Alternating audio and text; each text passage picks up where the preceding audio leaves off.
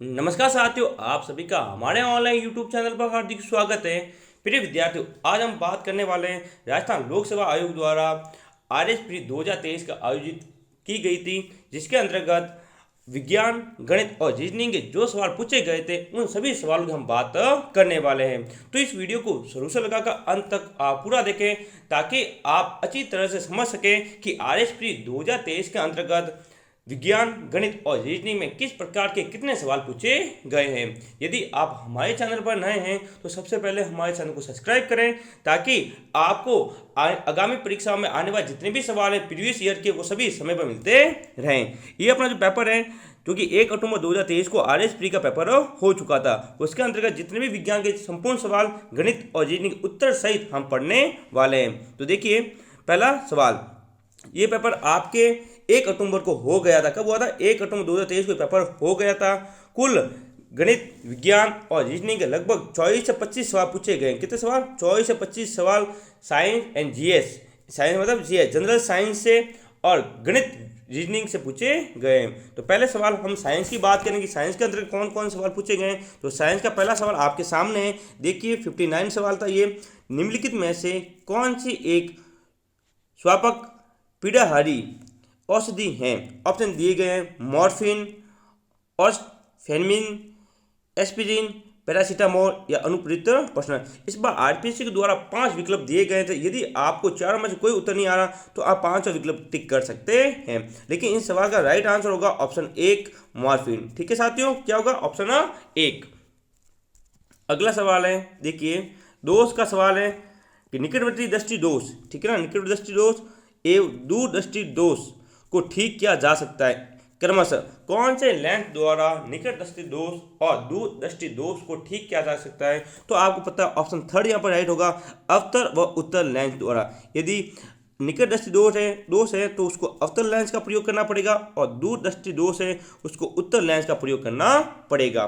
साथियों, यदि आपको हमारा वीडियो अच्छा लगे तो इस वीडियो को लाइक करें और अपने मित्रों के साथ ज़्यादा ज़्यादा शेयर करें ताकि वो भी इन प्रश्नों के द्वारा अपनी तैयारी जान सके कि किस प्रकार के सवाल गणित, विज्ञान और रीजनिंग के आरएस प्री 2023 में पूछे गए हैं। आगे चलते हैं, साइंस का अगला सवाल देखते हैं। तो ये देखिए, अगला सवाल अपना, प्रोटीन के संदर्भ में गलत कथन चुनिए। प्रोटीन है, उसके संदर्भ में गलत कथन। पहला देखिए, हम प्रोटीन जंतु तथा पादप दोनों स्रोतों से प्राप्त करते हैं। ये तो बिल्कुल राइट है, दोनों से हमें प्रोटीन प्राप्त होता है। प्रोटीन अमीनो अम्ल से बने होते हैं, बिल्कुल राइट है, जितने भी प्रोटीन होते हैं वो अमीनो अम्ल से बने हुए होते हैं। 4 में देखिए, हम प्रोटीन हमारे शरीर के रचक खंड कहलाते हैं, बिल्कुल सही है, 5 तो पढ़ना ही नहीं है। ये देखिए, थर्ड ऑप्शन यहाँ पर राइट होगा, क्या है? हमारे शरीर के वजन का लगभग 28% हिस्सा प्रोटीन का होता है। नहीं साथियों, ये गलत है, ठीक है। तो इसका राइट आंसर होगा ऑप्शन 3, क्योंकि हमें गलत कथन चुनना था, इसे थर्ड यहाँ पर गलत है, इसलिए थर्ड इसका उत्तर होगा। आगे चलते हैं, ब्लड से सवाल आ चुका है। देखिए, ब्लड ग्रुप यानी रक्त समूह ओ वाले व्यक्ति की लाल रक्त कोशिकाओं में निहित समूहजन है, कौन सा है? यहाँ पे 4 और 5 ऑप्शन दिए गए हैं, तो इसका राइट आंसर होगा ऑप्शन 3, न तो ए नहीं बी, इसका राइट आंसर होगा। आगे रोग वाला सवाल आ चुका है कि निम्न रोगों में से कौन सा रोग जीवाणु रोग है, नहीं है, ठीक है ना, ये जीवाणु से होने वाला रोग नहीं है। आपको पता है डिप्थीरिया जीवाणु से होता है, न्यूमोनिया जीवाणु से होता है, और प्लेग रोग भी क्या होता है? जीवाणु जनित रोग है, लेकिन डेंगू जीवाणु जनित रोग नहीं है। तो इसका मतलब 4 नंबर सवाल अपना आंसर है, ये राइट होगा, ऑप्शन 4 डेंगू। आगे ये भी रोग का सवाल है। देखिए, प्लाज्मोडियम की प्रजाति जो घातक मलेरिया के कारण बनती हैं, यानी प्लाज्मोडियम की ऐसी कौन सी प्रजाति है जो घातक मलेरिया के कारण बनती हैं? तो इसका राइट आंसर होगा ऑप्शन 2, ठीक है ना, फॉल्सीपेरम। ठीक है, ध्यान रखना साथियों, ठीक है। आपको इस वीडियो की पीडीएफ हमारे Telegram channel NCERT GK with I के पर मिल जाएगी। तो अभी हमारे टेलीग्राम चैनल को ज्वाइन करें, जिसका लिंक नीचे दिया गया है, और आपको ये पीडीएफ वहाँ मिल जाएगी ताकि आपको बार-बार वीडियो देखने की आवश्यकता न पड़े। 71वां सवाल है, क्योंकि साइंस का देखिए, NTU मापन की इकाई है, किसके मापन की इकाई क्या है? NTU।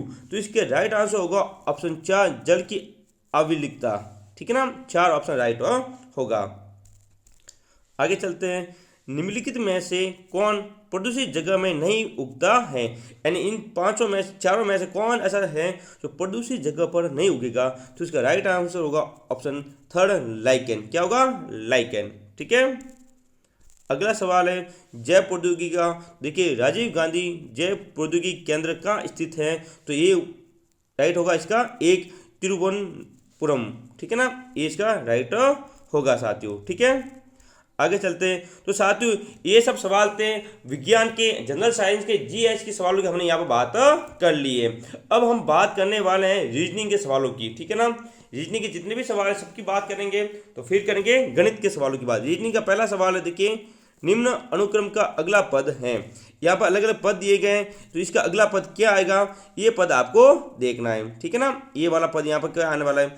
तो देखिए साथियों इसमें आप अंतर निकालिए। क्या निकालना आपको? अंतर, कि कितना कितना गैप आ रहा है। ठीक है ना, तो इसका राइट आंसर होगा ऑप्शन थर्ड। क्या होगा? थर्ड, एक ये वाला थर्ड ऑप्शन यहाँ पर राइट होने वाला है। ठीक है। आगे चलते हैं। हाँ, यदि साथियों आप ये सवाल करना चाहे तो ऐसे भी कर सकते हैं, जैसे कि देखो मैं करके बता देता हूँ। B2 है, देखो B2। ठीक है, और F18। ठीक है ना, देखो सर दो 18 के बीच अंतर कितने का आ रहा है? 16 का। कितने का आ रहा है? 16। ठीक है, फिर F18 के बाद देखो यहाँ पर आ रहा है J50। इन दोनों के बीच अंतर आ रहा है 32 का। कितना का आ रहा है? 32 का। और यहाँ देखो N98 दिया हुआ है। ठीक है, तो यहाँ देखो N98 लिख देते हैं हम, तो N98, हाँ सही लिख देते हैं।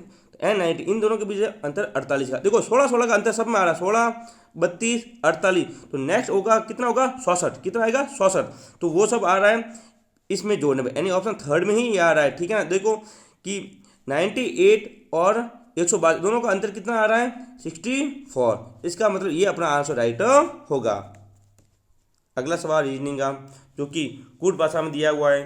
ठीक है ना, ये अपना सवाल है कि निश्चित कूट भाषा में ये पूरा उत्तर दिया है, इसका को ये लिख सकते हैं, और ये पूरा दिया हुआ है को ये लिख सकते हैं। तो उसी कूट भाषा में आपको इसको किस प्रकार लिखा जा सकता है, इसका राइट आंसर होगा 4 नंबर। ठीक है ना। आगे, हाँ, एक परिवार में 8 सदस्य हैं, ई एफ और जी, ई एफ जी, ई है वो एफ और जी की माता है, ए ई का जवाई है, सी जी की पुत्री हैं, डी सी के नाना हैं, डी के एक पुत्र और एक पुत्री हैं, एच जी की भाभी हैं, बी एफ की भांजी हैं। तो एफ ए से किस प्रकार संबंधित है, तो इसका राइट आंसर होगा ऑप्शन थर्ड, जीजा और साला। साथियों ये आंसर हम जो बता रहे हैं ये आरपीएससी के द्वारा जो कि जारी की गई है उसके अकॉर्डिंग ही हम ये आंसर आपको बता रहे हैं। अगला सवाल है, तो देखिए 5 लड़कियां एक मैदान में एक निश्चित दूरी पर खड़ी हैं। रेखा और बीना एक दूसरे से 18 मीटर दूर हैं। वीना रेखा और बीना के बीच में कहीं पर खड़ी हैं।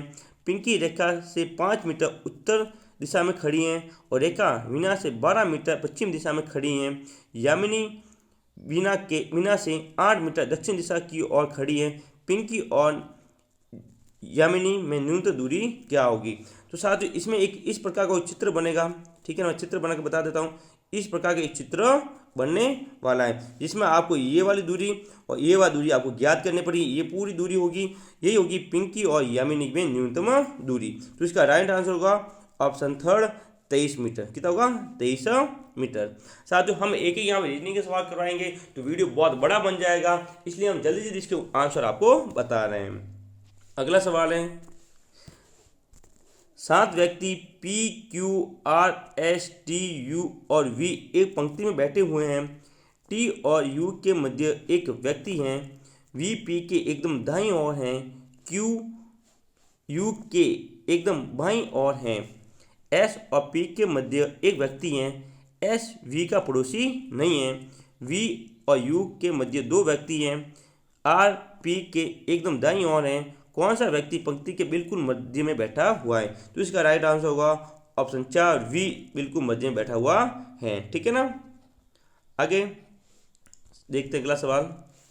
एक दर्पण में बड़े अक्षरों वाले अंग्रेजी वर्णमाला के व्यंजनों के प्रतिबिंब का अवलोकन किया जाता है। साथियों इस सवाल में बहुत ज़्यादा लोगों ने गलती की, क्योंकि यहाँ पे केवल व्यंजनों की बात की गई। किसकी?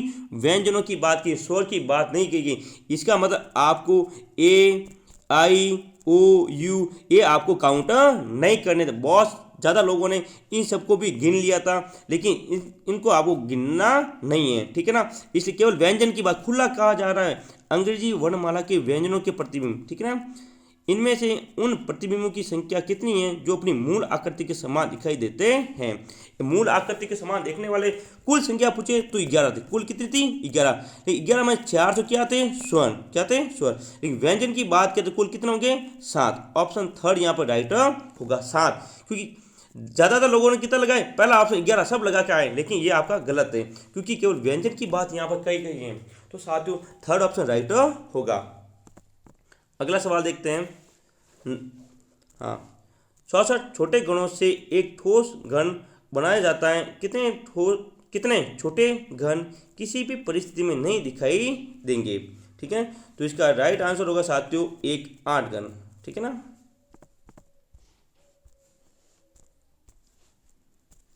अगला सवाल देखिए, एक विद्यालय के 3 विद्यार्थी ए, बी और सी एक प्रतिस्पर्धा में 3:4:5 के अनुपात में नकद पुरस्कार प्राप्त करते हैं। इसके बाद विद्यालय के प्राचार्य प्रत्येक विद्यार्थी को 4,000 रुपये देते हैं। परिणाम स्वरूप अब ए, बी और सी के नकद पुरस्कार का अनुपात 5:6:7 हो जाता है। बी को प्रतिस्पर्धा में कितनी राशि प्राप्त मिली या प्राप्त हुई, वो राशि आपको बताएं कि बी को कितनी राशि मिली, वो हमको बताना है। तो इसका राइट आंसर होगा ऑप्शन थर्ड 8,000 रुपये। कितने मिलेगी?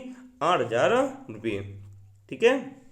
हाँ साथियों ये रीजनिंग के सवाल थे। इसके बाद ये आ गया गणित के सवाल। किसके आगे?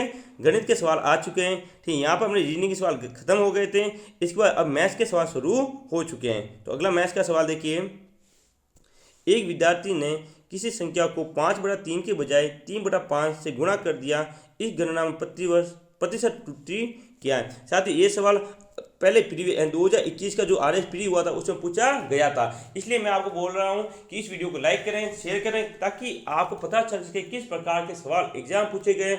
और यदि इनमें से कोई भी सवाल एग्जाम में वापस पूछा जाता है तो आपका सीधा एकदम सही हो जाएगा। ये 2021 में आया था। जिसने 2021 के पेपर देखा था अच्छी तरह से, गणित के, रीजनिंग के, साइंस के सवाल देखे थे, उनको पता होगा कि इस बार 2021 में आया हुआ था। इसका सीधा आंसर होगा ऑप्शन ए 66%। आपको मिलाने की कोई जरूरत नहीं पड़ेगी, सीधा आंसर होगा, ठीक है। अगला सवाल देखिए, हाँ, 400 लड़कों के एक समूह में हर लड़का क्रिकेट, हॉकी और फुटबॉल में से कम एक खेल खेलता है। 185 क्रिकेट, 165 हॉकी और 160 फुटबॉल खेलते हैं। 40 लड़के केवल क्रिकेट और फुटबॉल खेलते हैं। 20 लड़के केवल हॉकी और क्रिकेट खेलते हैं। 10 लड़के केवल हॉकी और फुटबॉल खेलते हैं। कितने लड़के तीनों गेम खेल सकते हैं? ये रीजनिंग का सवाल है साथियों, और इसका राइट आंसर होगा वो होगा 20 लड़के। ऑप्शन ए यहाँ पर राइट होगा।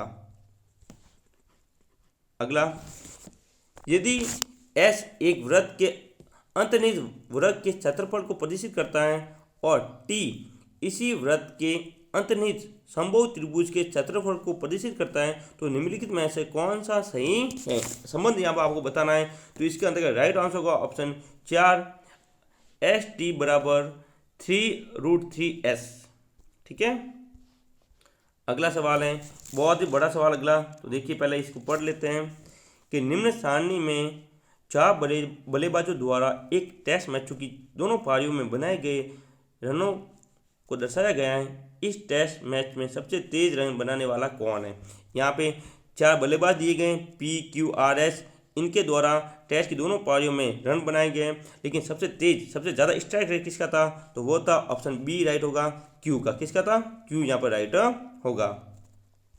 आगे 96 सवाल देखिए, यदि निम्न बटन की माध्यिका A और बहुलक B संबंध 7 कोष्टक B माइनस A बराबर 9C को संतुष्ट करते हैं तो C का मान ज्ञात कीजिए। तो C का मान होगा ऑप्शन 4, 6। कितना होगा? 6 यहाँ पर राइट होगा साथियों। आगे चलते हैं, चक्रवृद्धि ब्याज और साधारण ब्याज का सवाल यहाँ पूछा गया है, ठीक है ना। तो देखिए, एक